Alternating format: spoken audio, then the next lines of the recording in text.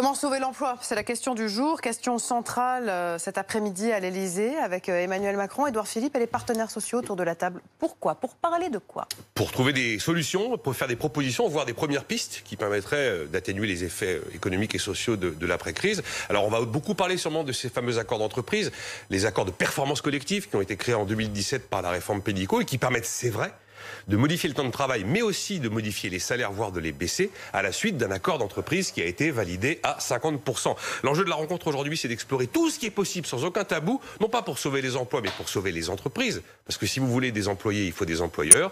Et puis pour essayer de doper les embauches, notamment face aux 700 000 jeunes qui vont arriver devant un mur de l'emploi en septembre. Et qu'on évoquait hier. Mais comment fait-on, Nicolas, pour sauver les entreprises, sauver les emplois et doper les embauches? D'abord, au niveau de l'entreprise elle-même, il y a le dialogue social.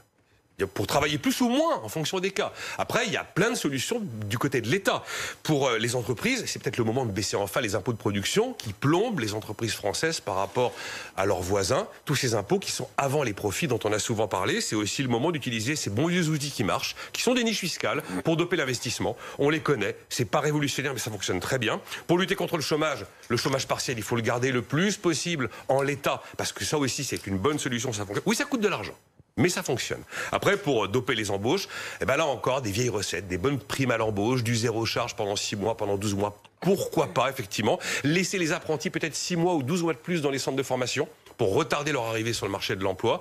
Et puis aussi, peut-être assouplir temporairement les règles qui permettent d'utiliser le CDD et l'intérim au moment où la réforme de l'assurance chômage prévoyait de durcir ces règles. Bon, là, on est au stade de la consultation cet après-midi. Qu'est-ce qu'il faudra qu'il se passe pour qu'on dise que ce soit un succès et que ce ne soit pas une réunion pour rien? Il faut répondre à 3 objectifs prioritaires. Pour l'entreprise, la sauver et sauver sa compétitivité. Pour le salarié, sauver son contrat de travail.